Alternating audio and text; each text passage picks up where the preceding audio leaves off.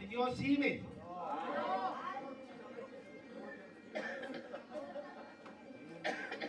First of all, I'd just like to extend a warm welcome to each and every one of you who's came along this evening to our Orange evening. Before I start, I do need to introduce Brother Henry Dunbar, was one of the Grand Master, Brother George McNee, Junior Deputy Grand Master, Brother Robert McLean, Executive Officer. Can you put your hands together and give them a warm welcome?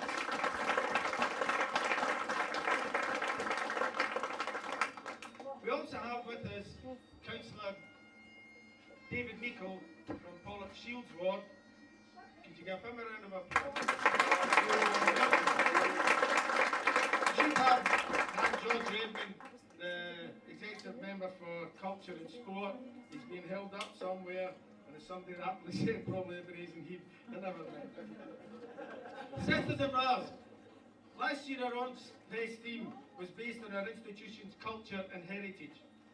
This, our third year of Orange Fest, the subject matter continues loosely on the same theme, but with the focus being I belong to Glasgow.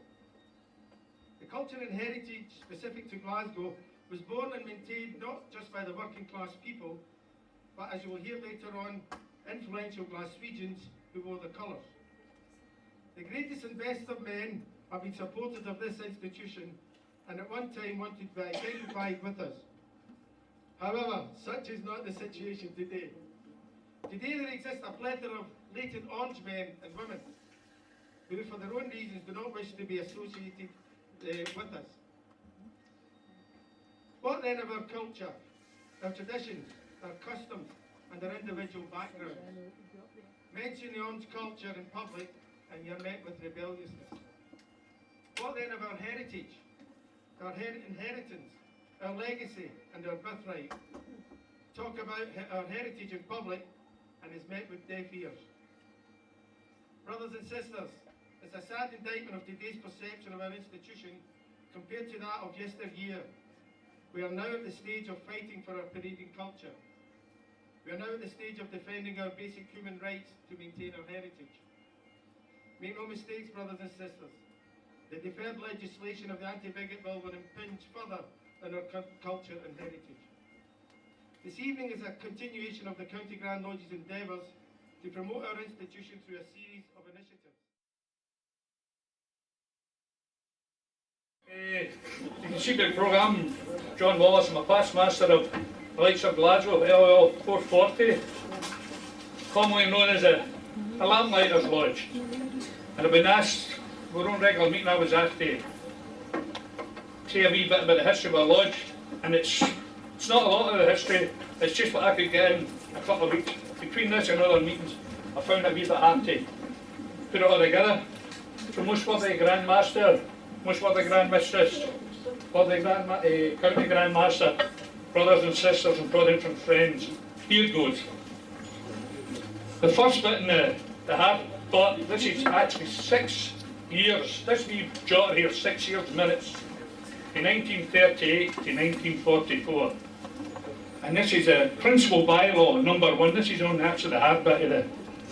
A bylaw to be made for the lodge, mainly that the lodge always meets to suit the working conditions of the employees of the Glasgow Corporation Lighting Department. Proposed by Brother Adam Bain, seconded by Brother Guy D. Miller. The lodge to meet April to September in the afternoon, October to March in the evening. So I'll read the first minute rather than that here, a rough idea of the different lodges that try to get this lodge established. So we're at Don Shaw's 342 Cathedral Street, the 31st of May 1938. The first meeting of the proposed new lodge was held in the above date and place.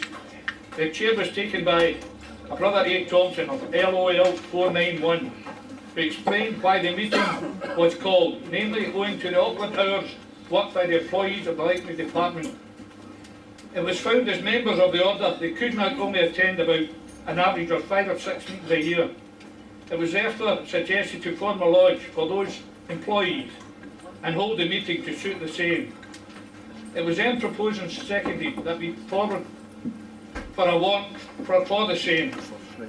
To raise funds for such a suggestion, past members pay contributions to it, and that gift draws be made, arrangements for the same to be left in the hands of Brother Richard Thompson. The meeting then appointed Brother Adam Bain, LOL 216, to be chairman. Next meeting, the last day of June, the 30th, also a meeting to be held in the field on the day of the demonstration.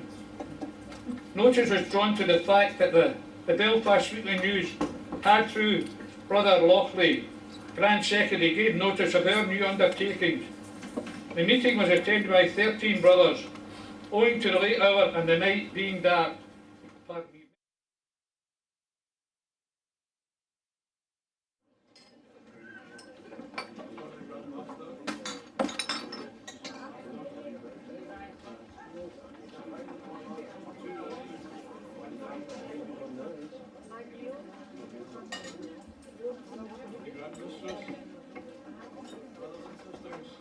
Ladies and gentlemen, it's a great honour and a privilege for me to join with you tonight to celebrate Glasgow's Orange Fest.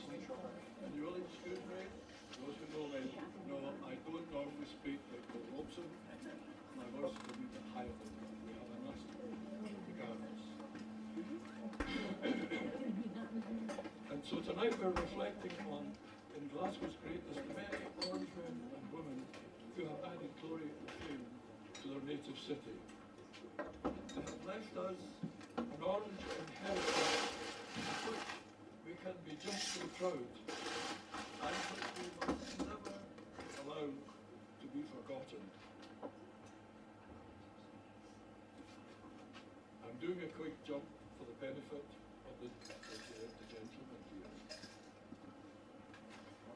So tonight, as I say, we celebrate Glasgow's famous orange men and women. Through the generations, the Orange Order has been good for Glasgow. Very good for Glasgow. So we go back in time, in chronological order, naming Glasgow's great orange members. And we begin in the 1820s and in the 30s. And we go back to Kelvin Road Art Gallery and Museum, which attracts over 2 million visitors every year to view its internationally famous art collection. People come from all over the world. It puts Glasgow on the world map and brings great prestige to the city's reputation. It's been good for Glasgow thanks to Brother Archibald MacLellan, who was the worthy master of Royal Orange Lodge, Duke of Gordon. Royal became loyal in the passage of time. The Duke of Gordon, the Cock of the North himself, had been a deputy Grand Master. But Brother Archibald MacLellan, the family business was coach building, and they built the Rolls Royces of their day, and were very successful and very, very wealthy. He himself was an avid collector of fine art, sculptures, musical instruments, etc. And in due course,